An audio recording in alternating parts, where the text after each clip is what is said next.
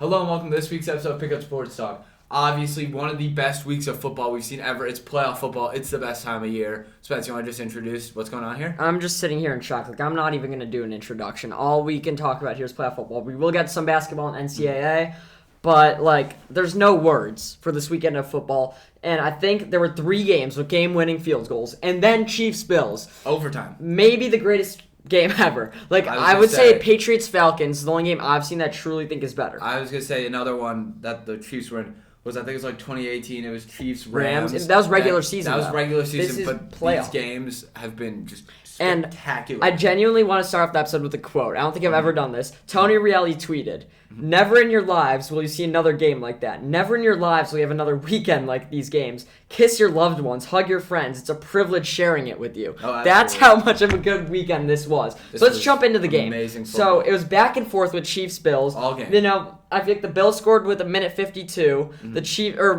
who scored with a minute 52, and then the Bills scored with 13 seconds. Yep. And then there's 13 seconds. The Chiefs are down 3 after such a crazy game. We don't even have time to jump into that at this point. And the Chiefs, with 13 seconds, 2 plays, get in field goal range. They had 3 timeouts and kicked the game-winning field goal. I want to start with this. Should the Bills, and by the way, then overtime Chiefs won. Yeah. First this.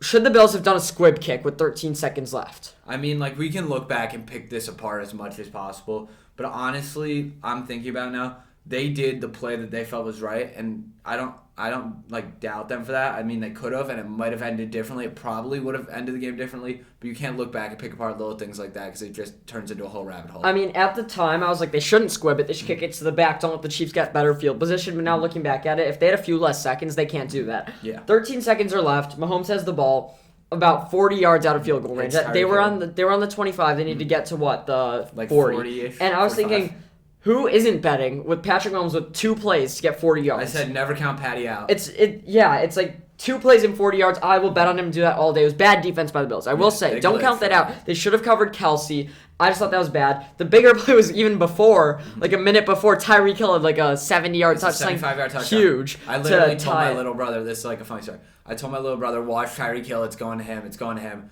Literally, Tyreek Hill cuts across the street and outruns just everyone on the field. I started screaming. And then in overtime, the Chiefs won the coin toss, scored, so that's controversial. We'll get to that. I want to start with this. So we've gone over the end of the game.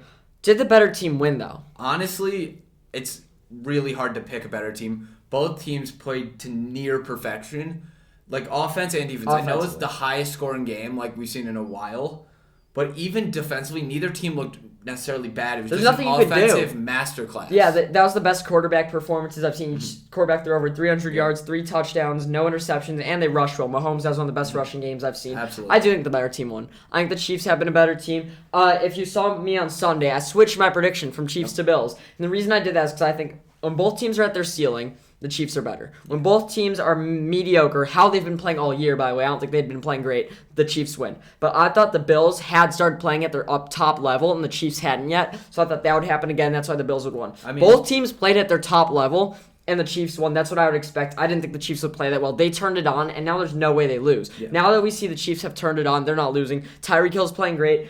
Kelsey's playing great. Kelsey was the reason I think he was the best receiver in that game for them. Mecole Hardman had a touchdown. Byron Pringle had a touchdown. Edwards-Helaire looked fine. Everything's Jerick McKinnon's great. Everything's really clicking. And they won that game without the Honey Badger, Tyrann Mathieu. Yeah, he got hurt early in the game. I just want to say, though, I was looking at that. Josh Allen literally had a perfect postseason to that point. Even at the end of this game, I'd still say 9 touchdowns. 9 touchdowns, 0 interceptions. By the way, Gabriel Davis, 4 touchdowns. Gabriel Davis had a great game. I don't know who. Someone had to have bet on him to score multiple touchdowns. I'm happy for whoever did. But one more thing I want to mention about the Chiefs. I know we're talking about defense. 2 guys I want to shout out: Frank Clark and Nick Bolton. Absolutely. Both of them played very well. Nick Bolton is a rookie out of. So first, Nick Bolton's a rookie out of Missouri, and when Matthew went out, I know they're different positions.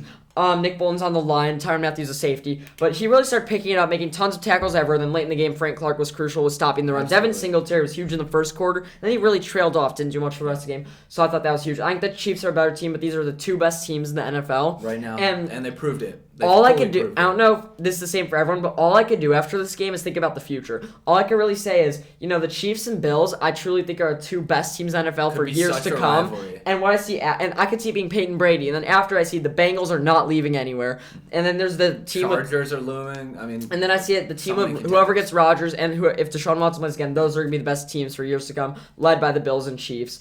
So where do both teams go from here? I know the Bills have to go home, but what do you think they could do in the future? So the Bills have to go home, and to be honest with you, there's obviously a looming thing. Their coordinators could go to become head coaches somewhere. That's definitely in the air. My take, though, Josh Allen, 2022 MVP. I tweeted it. I pinned it on my Twitter. I want people to see that. And if I get that pick right, I hope to one day. It's not like a shocker. I I think you're wrong. Here's why. I see the revenge coming in, and he's going to have a near-perfect season. I don't think it's about the regular season for them, though. You see it, saw Mahomes finally. We've always seen him be dominant all year, every year. Now he's turning in to where he's old enough that he doesn't even have to do that well in the regular season. He's going to turn it on come playoff time, and I think Josh Allen could be like that. I think we're going to see another exciting quarterback win it next year. We've seen a lot of running quarterbacks win it. We've seen Rodgers now get 2 years in a row. I think next year could be a guy like Kyler, who even knows. I think it's Allen's year. That's just me. Maybe, but both teams have huge expectations from here on out, and the Chiefs, I think, have to be clear-cut Super Bowl favorites. Yeah, as of right now, they definitely are. They played so well in this game, and the Bills I don't think people will fully respect this. The Bills are right there with them, and then I think at least a major drop-off to Bengals. I think the Bengals are good, but I think that the Chiefs, if they're playing to their ceiling, are the best team by far. Maybe. I don't know. But here's what I want to get to. One more thing before we get to the overtime rules that I wish I mentioned off the jump. Patrick Mahomes. Yeah. If you listen to some of our early episodes, I feel like I talked about him almost every week. How, in my opinion, he's the greatest player to ever step on a football field. Talent-wise. And I feel like for a bit, we've kind of trailed off that. Last night reiterates that. He made another one of those underhand throws. He improvised unlike anyone ever has. The way he ran around the pocket, outside the pocket, making throws, making runs. He did everything the team needed him to do, and he needed to play a mistakeless game for them to win, and that's exactly what he did. He doesn't make mistakes in the playoffs often. No, he gets criticized for the question for you. Doesn't make the question I have for you is: last year, after they lost to the Bucs in the Super Bowl, we had a conversation. I said, although Patrick Mahomes might be more talented than Brady, he could get more rings than Brady. Who knows? Can he ever pass Brady since he lost him head-to-head? Does this, by any chance, change your idea on that? I think that the loss to Brady head-to-head means that Patrick Mahomes has to do that much more to prove to everyone that he could be the greatest. But if anyone could be able to do it, I think Mahomes is that guy. I think he's the next coming. I think he's running the league for years to come. Yeah, I think he's absolutely the best player in football right now. 4 straight AFC championships in all 4 of his years. Yep. That's just crazy. Last thing, overtime rules. How mad are you? To be honest with you, after watching a ton of college football this year, I was thinking to myself, there's no way after that, I emailed you actually. I said, I couldn't have thought of a worse ending to a better game in the sense that it just leaves such a bad taste in your mouth to see that happen. By worst ending, if you're just talking about overtime, I guess yes, but the ending of the regulation was insane. Yeah, I was talking about the overtime. I agree about the coin toss. I've been saying this for years, and every single time I see it in every single regular season game, it could be against Jets and Texans, it angers me. And this is taking back all the way to the Super Bowl. For all we know, Atlanta would have a ring right now. I don't think they should go to college rules. I don't like that in college. They start on the 20. I think it should just be the other team gets the ball no matter what. Yeah. And I really don't like spot and choose, which is what the Ravens proposed last year, and people are talking about now. Where one team gets to choose where the ball starts, the other team chooses if they want offense or defense. I think that's stupid too. That doesn't make sense. I don't like that. I think they should just each get the ball. So it's as simple as that. That's a huge run through that game. I feel like there's nothing we could have done to cover it better. You have to, if you didn't see this game, go watch highlights. The highlights. That was the craziest thing ever. Mahomes has cemented himself as the best player in the NFL. Josh Allen cemented himself as the second best player. He'll get Buffalo ring at some point. Now this is setting up them versus Bengals. Let's talk about Bengals Titans, the other AFC game. This was the first game of the week. It ended in a game-winning field goal, and I was like, wow, that was a great game. And who would have thought, in my opinion, that would end up being probably the 4th most exciting game of the weekend. Insane. What's your key takeaways? I think that, honestly, the composure that the Bengals showed in that game was great. Joe Burrow had another great game. He had that one interception, but even that was deflected by P. Ryan. I don't put too much on him. But that game really also did go down to the wire. That was ridiculous. But yeah, I think it was a great game, honestly. For me, it comes down to this. My biggest takeaway is that Ryan Tannehill has no business being the Tennessee Titans starting quarterback. I agree. Derrick Henry didn't play well. I get it. Their defense played very well. Joe Burrow was held to not much. I don't think he had a passing touchdown. He did have a lot of yards. They win that game if Tannehill throws one less interception. Ryan Tannehill. He's just too sloppy. It's not. Ryan you can't be a Tannehill- great team with a quarterback that sloppy. Ryan Tannehill threw 3 interceptions in that game. One was on the first play of the game and led to a Bengals field goal. One was in the red zone, One was on where they could have scored I think on like it was the beginning of the second half. It was in the red zone, and the third one was what lost them the game. The third one, there were about 20 seconds left, tie game. They would have been better off running out the clock. He throws an interception. The Bengals go a few plays, Burrow to Jamar Chase, kick the game-winning field goal.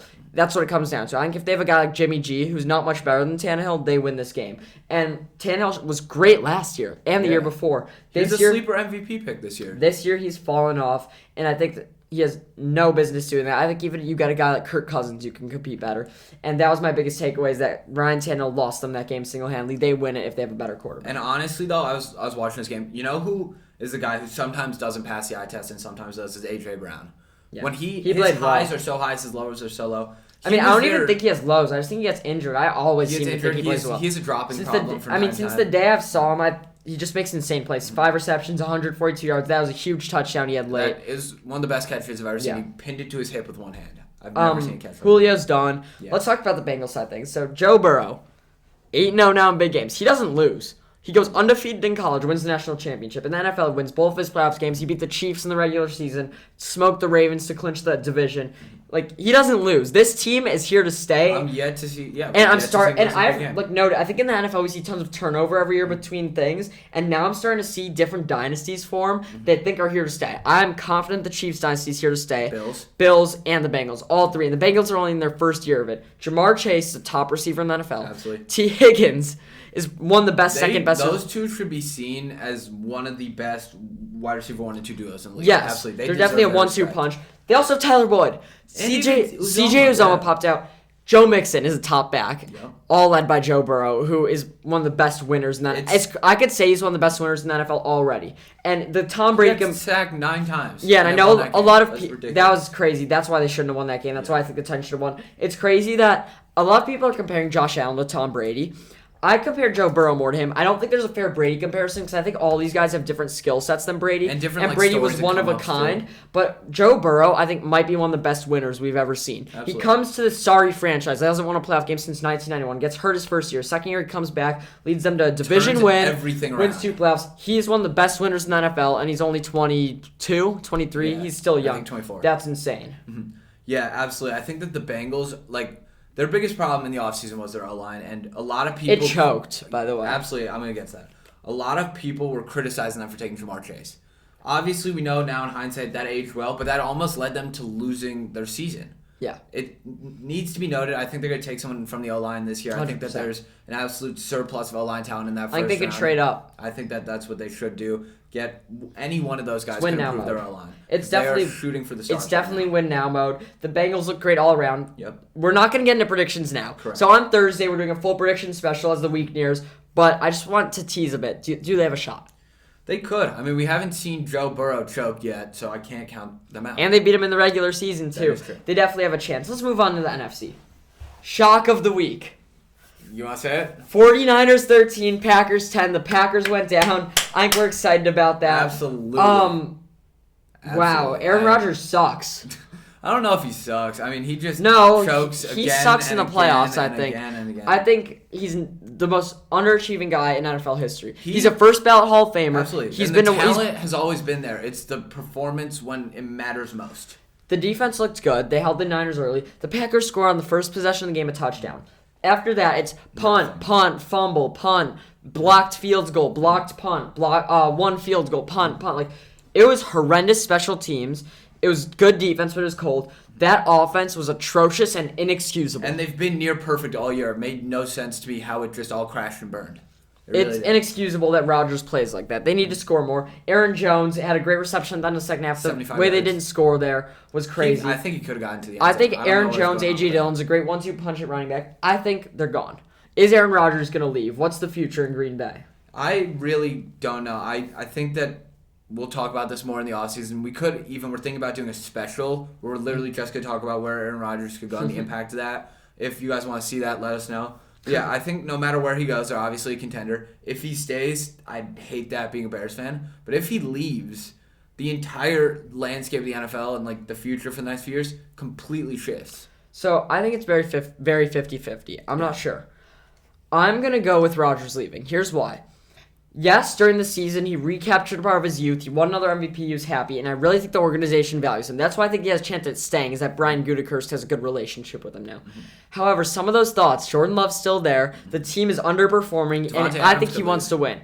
I see both of them leaving. I'm saying it right now. Aaron Rodgers leaves. I think Devontae Adams leaves. I think the destination for Adams, I teased it last week, is New England. I think it could be Las Vegas, too. He's boys with Derek Carr. That could be interesting. New England needs one more weapon. That's true. I could see Belichick going out and getting him. Rodgers, I think, goes out west, maybe. He wants to go out west. I think the best fit is the Steelers. Mm-hmm. I see a chance at him going to San Francisco. I mean, if he goes to San Francisco, they're better than the Chiefs automatically. As long as Rodgers is in the league with them, they're the best team by far. Him with Shanahan. Yeah, it'd be ridiculous. Here's what I want to say about the Niners. They've had one of the best running games in football for years. I don't say him in the right mix. Deebo Samuel is a receiver. Yep. Elijah Mitchell, Jeff Wilson. Kittle's not running back. Kittle's a running back. He's a tight end. They also had last year Raheem Mostert, Matt Breida at a point. All these guys. Jerick McKinnon was there. He didn't do much. That is just insane. If Rodgers goes there, they're unbeatable. Absolutely. Them and the Chiefs would be on a crash course. Let's talk about the Niners now, though. Mm-hmm. This was a surprise. Last year, we're trying to recover the footage. I said the week after the Super Bowl, my prediction for this year's Niners-Chiefs. I'm sticking with it. I'm coming back to it. Before this year, I said the Niners would win the division. Before these playoffs, I said they were the second best team in the NFC. People called me crazy. The one team I said better than them is Green Bay. Now they beat them. I think they have a good shot at the Super Bowl. What's behind all this? I think, honestly, it's just excellent defensive play. They have upset two of the best offenses in the NFL. I'm calling Dallas one of the best offenses in the NFL because you look at the names, you look at the stats, it's there. Just by the leadership of Fred Warner, you have Nick Bosa coming off the edge. He's absolutely elite. That defense has found a way to shut down two amazing teams. And they shut down the MVP-led Green Bay Packers, who have been nearly perfect offensively all year. Yeah, the crazy thing is, I thought they looked bad this game. Yeah, they did. I genuinely think their offense did not look good. Their only 6 total points. Their only touchdown was off a blocked punt. Deebo Samuel didn't get much going until the end. He barely eclipsed 80 total yards. Mm-hmm. Elijah Mitchell had 17 carries for only 53 yards. That wasn't great. Jimmy G, I predicted. I thought the reason I said they would lose just because Jimmy G would look bad, and he did. He had 130 yards passing, 1 interception. After I saw what Tannehill did for Tennessee, lost in that game, I said a team can't win in today's day and age without having a quarterback be dominant. They're proof. They're living proof of that. The defense is obviously good. Dre Greenlaw played well. All around good performance. I think they have a real shot at LA. Let's talk about LA Tampa. Probably second craziest game of the week. LA was blowing. Can I say one thing real quick? There was a tweet, and I found this so funny. Someone said game of the year about LA Tampa. How quickly that turnover was to the next game. God. They said game of the year. Within 3-4 hours, no longer game of the year. I just thought that was hilarious. So what happened was the Rams were beating them all game. All game. It's a slaughter. Bucks then fumbled near the end. I thought it was over. This is done. And then the Rams choked. They fumbled. The Bucks scored. The Bucks played good defense. The Bucks score. Yeah, the Rams fumbled 3 times that game. Akers, I think, had 2. But then the Rams, Cooper Kupp, in the end, hit him deep. They won with the game-winning field goal. So here's my question. Before we get to the actual game, do you think this game will be remembered by the comeback of the Bucks, or will it just be the Rams are beating them all game, there's a scare, then Rams won? I think it will probably be the second of those two. The Rams are winning all game as a scare, and that's because this game really can't stack up with an all-time great Brady performance because they didn't win. Yeah. They're going to look back at this and be like, oh yeah, Brady had a good game, but they shouldn't have even been in that game. Mm-hmm. You know what I mean? It's just, I don't think it's going to stick with some of the all-time great Brady performances. Yeah, and it just shows to me, I don't know if Brady could win without O-line. No, not even that. I'm going complete opposite direction. He's had a great O-line his whole career. He had great receivers last year, and this year he just has a few less. He can't win there. This obviously doesn't affect his legacy still. He's 44. Will he be back, you think? I think so. He said he's always kind of been a little bit weird about I could retire whenever I want to. It's okay, Tom, you figure your stuff out. I think he'll be back. He'll be back. There's no doubt. He's the most competitive player ever in the NFL. There's no doubt in my mind he'll be back. What about the Rams side of things? How do you think Stafford played? I think Stafford overall had a good game. I mean, you look at his stats, he had no picks. The eye test, he passed the eye test, I'd say. The biggest thing was just these late game errors. Other than that, it was a slaughter in the first half. They only scored, I think, 3 points in the fourth quarter, whereas the Bucs had 14. That was concerning. And, like, there were some big mistakes for them. But overall, if you just look at the first half, I know you can't really do that. They played a near-perfect first half and a pretty bad second half. Yeah, I agree. Their offense, I think, is very good. Yeah. Odell and Cooper Kupp probably... duo. Yeah, they're up there. They're elite. They're better than Jamar and T. Higgins. These receiving duos are insane there in the NFL. Odell's back. It's really shining light on Cleveland. I'm so happy for Odell. You have no idea. I was rooting for him to get out of Cleveland the minute And I saw then, meanwhile, Kupp, the Triple Crown winner, one of the best receiving performances in a regular season we've ever seen, had 183 yards receiving and a touchdown. But almost choked the game, but then he brought it all back. He definitely brought it all back. He brought it all back in the end. Stafford hit his favorite target, and that was that. Definitely. I think it shows Brady needs more weapons to win. I think it's that simple. Do you got anything more to say about the playoffs? I mean, that was just utterly insane. I'm still in shock, like, 24 hours later. I was going to say, just after every single game, I was like, wow, we are so lucky. And I feel like I feel like I'm 70 years older just with all the stress that was combined in all those games. Yeah, but I mean, I said this earlier. This really brings me a big picture outlook of where the NFL is going. Absolutely. I think there's a lot of young guys that are taking over this league. I think Rodgers might be done. I think he'll go somewhere. If he goes to San Francisco, they compete. I think dynasties are starting to form. I'm really interested in where the league's going. Brady has another year or two left. I don't think he's going to win again in Tampa. I think he's had his last ring. I'm actually interested in that. Like, really quickly, is there anything you think specifically the Bucs need next year if Brady wants number 8? Yeah, I think they need to replace Antonio Brown. Get a new guy in there. I don't think it needs to be Devontae Adams level. I think they could get in the draft. But on top of that, their O-line was hurt. I get that. But the big thing is defense. That's the big thing. I think it's at the point where we got to stop saying defense is depleted. It's been depleted since week 2. Yeah, and good teams make that up. Yeah. Let's be honest. Good teams make that up. They up. didn't. Devin White's amazing. I love Devin White. I love a lot of the guys in that defense. Ndamukong Suh had a huge play. Yep. I think they need to step up next year and play like they did last year if they want to have a chance at winning. I don't see it happening given the talent in the NFL. And I think it shows the AFC, I think, is stacked. Yeah, the AFC is elite. The NFC could be interesting in the coming years. But if Rodgers leaves and Brady retires, it's pretty much open, I'd say. Yeah, definitely. So let me get into a quick head coaching thing from the NFL playoffs. Once again, we'll get into predictions on Thursday for next week. So let me start in Jacksonville. Byron Leftwich is scheduled for a second interview there, and a lot of head coaches are open now that their team's lost. That includes Brian Daboll, Leslie Frazier, Byron Leftwich, Todd Bowles, not just to name a few. Leftwich was a quarterback for Jacksonville for a while. They need an offensive guy. They want a young guy. I think he'll go there. Brian Daboll's the best candidate out there. Absolutely. I want him to come to the Bears so bad. I think he's going to the Giants. Made the Bills' offense what they are. Yeah, the Giants hired Joe Schoen to be their GM. He's the former assistant GM of the Bills. So now that he's in New York, I think the connection's there. I think Daboll's going to want to go there. Other two guys the Giants are looking at are Dan Quinn and Brian Flores. I think they can go with any of them. Brian Flores, I think, is going to end up in Houston. I've said this before. He's obsessed with Deshaun Watson. He wants to be with Deshaun Watson in Houston. Yeah. And the Bears... With Flores and Daboll gone, we're stuck with a guy like Caldwell, Eberflus, or Dan Quinn. It's awful. I think the Bears can really not go anywhere with any of those guys. Jim Caldwell would be horrible. He hasn't coached in a while, and he had one really good season in the NFL. That's about it. It was his first year. Eberflus, I don't know a lot about. He's the Colts defensive coordinator. And Dan Quinn, I just don't think is great. He's shown leadership. I think he could fit somewhere else. We don't need a defensive coach. And not Leslie Frazier, I don't think he's going to get the job now, especially after the Bills didn't look great. Not if there's anything more they could do. I hope it's not him. So I think that's all just a bad situation. Yeah, the Bears found a way to glitch on the most open coaching free agency of all time. Let's move on to some college basketball. It's been a while. We keep promising it. We're finally delivering. Let's do topic 2, the Wooden Watch. The Wooden Watch. I don't know why I said it like that. You want to start introducing candidates? Yes, the favorite, I think, still Johnny Davis. Wisconsin lost to Michigan State this week, but they're still 11th in the country. He's averaging 21 points, 7.5 boards, 2.6 assists. He's only shooting 43% from the field. It's good. But Wisconsin was not expected to do this well. He's only a sophomore. I think he's the favorite. Yeah, he's been looking pretty good all year. Wisconsin was one of those teams coming into the year that everyone said they have some talent and maybe they'll put something together, and they, for the most part, have really put it together this year. Yeah.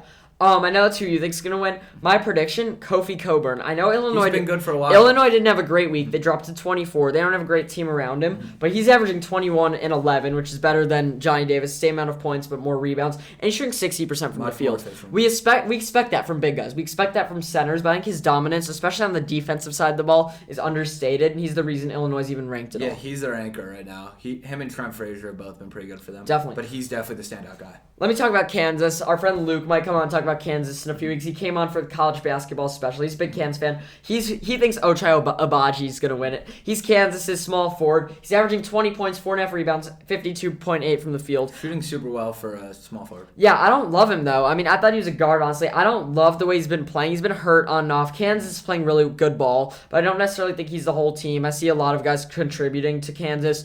I know they've had a few letdowns. They're transferred from Arizona State, blanking on the name right now. And Christian Brown isn't playing too well either. So I think Kansas isn't playing too well and still ranked. They're playing well, but certain player performances aren't what I expected. Abaji's up there. He's not the top for me, though. The next guy from Duke, Paolo Branchero. Duke is right now at the 9 seed. They just came off a loss to Florida State. He's averaging around 18, 7, and 2, shooting 50% from the field. I don't think he's a player of the year guy. I think he's more of an NBA talent. He's an insane talent. I think he should be the number one pick. I think Chet Holmgren's going to be a bust in the NBA. I truly do. Paolo's just showing a lot of stuff at the forward position.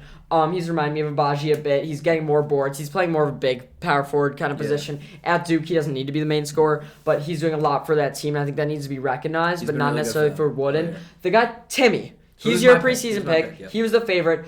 He is averaging 18 points. He is averaging 6 assists. He is shooting 65%, which is utterly incredible. And Gonzaga's ranked 2. And yet somehow this season is looked as disappointing. I just think the expectations coming into the year, and I admit I was a part of the problem here, were a little bit too high. I mean, you look at a guy like Timmy, we all kind of know his deal. He's going to be like a Luka Garza, like Adam Morrison, like college basketball legend that might not transfer to the NBA.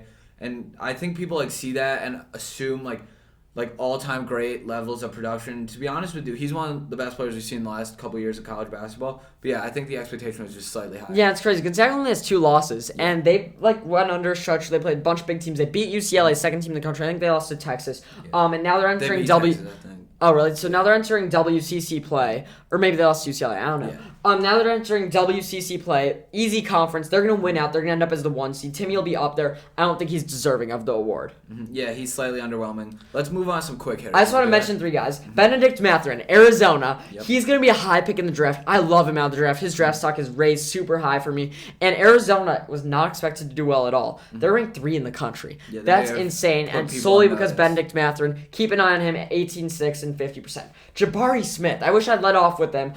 Auburn's ranked number 1 in the country for the first time ever. They eclipsed Gonzaga, and Gonzaga didn't even lose this week. He'll be a top 5 pick for sure. I think he's the best talent in college basketball right now. That's going to translate to the draft. Him and Paolo are back and forth. I love what Jabari's doing. He's 6'10", 6'11".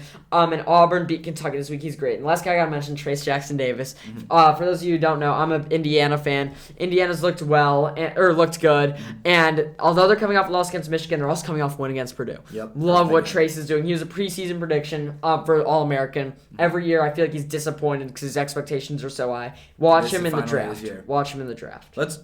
I love that. I honestly miss talking about college basketball. We talked about it a lot at the beginning. Yeah. But let's move on to some NBA here. We're just doing a quick NBA update. We're going to hit some hot topics and give a couple words about it and what we think. Let's start with the Warriors slump. What are your thoughts about that? I mean, I think Klay's not playing too well. I mean, we touched on it last week. I just think Klay Thompson is not doing... He's shooting, which is good. It's good he has his confidence. He's not hitting shots. Gary Payton has found a spot in that lineup. I think they have been playing better with him. Klay has sat a few games. Curry's playing, not shooting well. I think he has a lower shooting percentage than Russell Westbrook, which is saying something. I think I said Russell Westbrook because that's all I call him now. So I just think the Warriors slump is real, and they're no longer my favorites out of the West. It's now Phoenix. I don't think that Curry's exactly the problem, though. I don't think Klay's the problem. Let me go back on that. They've been playing worse since Klay's come back. That is true, but I don't think it's because Klay's not hitting shots. He's averaging 15. He's going to slowly progress back. I think the biggest issue is they're not just on an absolute tear like they were. I think ever since Steph took the record, his shooting's just slowed down a little bit. He'll come back. Let's be real. It's Steph. Eventually, he'll start hitting his shots again, and he'll put the league back on us. The question is, will there be enough time left in the season for him to retake number 1 pick for the MVP? I definitely don't think so. I think Jokic is ahead of the pack right now. And Giannis is right there. And Jake's. And LeBron's averaging 29. But they're not winning with it, sadly. Steph's field goal percentage is low, as I said. Draymond's had out a few games. Wiggins, I think, is overrated. Pools hasn't been really playing great. Good. He's been playing good, but not. He's started off season better. Yeah. Field goal percentage, Klay, I don't think shooting well from the field. Mm-hmm. That's just all those things put together, but it all starts and stops with Steph Curry. Absolutely. I think he's the leader of that team, and I don't think that's a surprise to anyone. Let's get to my Bulls. We are just a mess right now. We are said it would happen. Depleted. I'll just list some guys that hurt right now. We're looking at Zach LaVine. He's coming back tonight, which is big. Lonzo out 6 to 8 weeks. Caruso out with a fractured 4 weeks, hand. I think it'll be. Who knows? He might need surgery. And I'm blanking on... Or Javonte Green's out too. And Pat Will still. And Patrick Williams still out.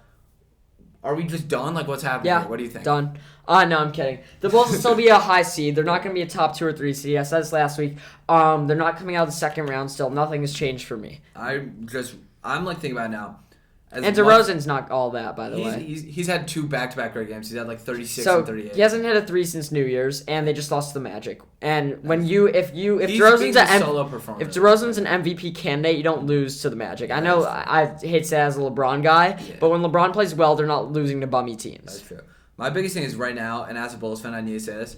We've had so many like what-if teams. Like, you look at the entire 2010s, we had all these what-if teams. I just hope this team isn't one of them. It is. I really hope it is. Do you see a world in which they beat Brooklyn, Milwaukee, or Miami? I mean, I have to keep my hope. I really do. Miami might be my favorite in the East. They're the number 1 seed. They're playing really well. Bam is coming. It's back. Them and the Bucks, I think, are right there. Let's get to Grayson Allen. Yeah. So, the reason Caruso sprayed his wrist because he was in the air. Grayson Allen took him out. Wrist, I think. Yeah, broke his wrist. Grayson Allen is only getting a 1-game suspension. Do you think that's enough or no? I mean, the thing about Grayson Allen is he's obviously a very controversial character. I met him. He's a super nice guy, but on the court, he's a bit of a threat. He's a menace. He's been a menace since college. This is expected out of him. This is one of his least dirty plays. Yeah. I don't care what you say. He did not have intention of hurting Caruso. That second swipe, though, was... I'm not saying it was malicious, but it was a bit extra. I mean, it was a bit extra, but he was going for the ball. We've seen this happen so many times in the NBA. I think the flagrant 2 isn't a horrible call. I think the suspension is. Just because all these mad Bulls fans... I love Alex Caruso. He's one of my favorite players in the league. He was my favorite player when he was on the Lakers. This is just Bulls fans overreacting and putting pressure on the league. It's stupid. He does not deserve that suspension, but he still is a menace regardless. Yeah, I'm saying that. I mean, like, I think he's a valuable guy for the Bucks to have, but he's just obviously going to be controversial for the rest of his career. Let's stick with the Duke basketball player. Cam Reddish, maybe a week ago, got traded to the Knicks for, I think it was Cam Reddish and a second rounder for Kevin Knox and a first. Yeah. What do you think about this? I think Reddish is going to apply spark off the bench. Cam Reddish has been playing really well in Atlanta. Best year yet. He had higher expectations out of high school and out of the draft. He was overshadowed kind of by RJ and Zion in college. But now he's back with RJ. I think he'll contribute a lot to the Knicks. And although they've been slumping, they've had some really bright spots. RJ's been playing well. Derrick Rose is still there. So I think they have a lot happening. Yeah, I'm really excited to see what he does with them. He's been averaging, I think, like 12 points per game this year, so he could be definitely a spark for them. I still don't know what Atlanta's doing. I mean, I don't think they need Kevin Knox for the pick. Last year was such an overreaction. Now I don't think they're going to reach that again. I think they missed the playoffs this year. Maybe they make the play-in. They've been a bit of a joke this year. Let's stick with teammates. You talked about RJ. Now let's get to Zion. I've been passionate about this. I've been texting you for the past couple weeks. I want to talk about this. Zion Williamson has been in and out of the news just over the past couple weeks.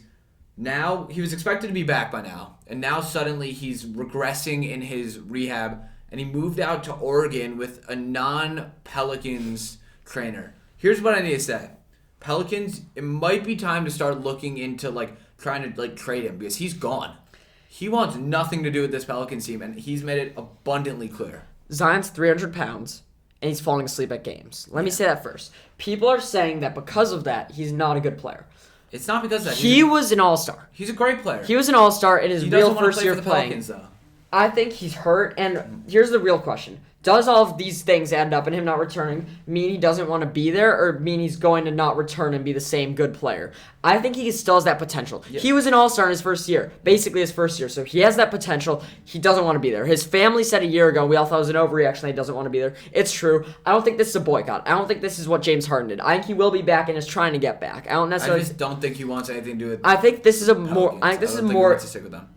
more of a worry about Zion's health than the Pelicans. I don't think this is him trying to boycott the Pelicans. It's his third year, and he's a really nice kid. I think, although he might not want to be there secretly, he's not going to come out publicly. Absolutely, I agree. Especially when he hasn't proven himself fully. I think this is more of a health issue, personally. What I do have to say about Zion, though, is after watching him for what feels like 8 years, I've been watching him since he was a junior in high school. I do have to say now, a lot of people were saying he's best player in the NBA potential. I really No. don't think so. I think he has perennial all-star potential. I think he can be one of the best players of a generation, but I don't think he will ever be the best player in the league just with all the holes he has in his game. And I can't see him with working together with other pieces. I mean, I don't know He's how like it a works. one-man show. Yeah, so we'll see what happens there. Here's what I want to talk about: Jason Tatum. Another Duke player. Another Duke player. That's 4 in a row. So a year ago, I think we had a conversation off camera about guys who have potential being the best player in the league. We talked about Zion. I liked Jason Tatum more. I thought the future league was Tatum, Giannis, Luka Doncic. I thought those were guys. Jason Tatum's playing well. Beginning of the year, he was my dark horse MVP pick. Boston's not good. Boston's horrible. He just scored 51 to win. Is Boston bad for Tatum?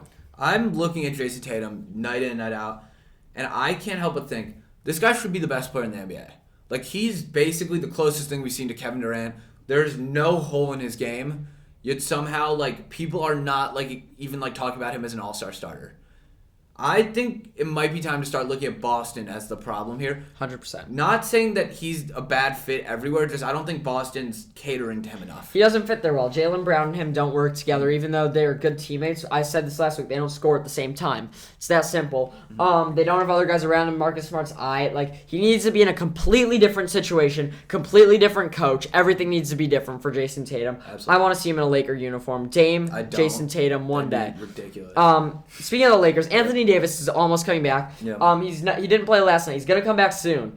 Is this gonna turn the Lakers around? I mean, my only mental note for this point was this is the time for the Lakers to prove everything. If they can get him back and immediately start winning these games and make it so that Russell Westbrook isn't your second biggest contributor, that would be absolutely huge. And I think that would tell a lot of people a lot of things. We're not looking good. I still have playoff trust. AD's great. I think people saying he's not a top 3 big man in the league. I think Jokic and Embiid are above him. Then he's there. Giannis, I'd say. Giannis, but yeah, I guess if you're talking about that position, but he's still one of the top players in the league. He's still an all-star. He's still an all-star starter potential. So if him and LeBron are healthy in the playoffs, we're good. We're better with Westbrook off the bench. That's a hot take. I think we should trade him and take him off the bench. He can't work with everyone. Who would you trade him for? No one's taking him. No one's taking him. In a perfect world, though, who are you trading for? Jaylen Brown.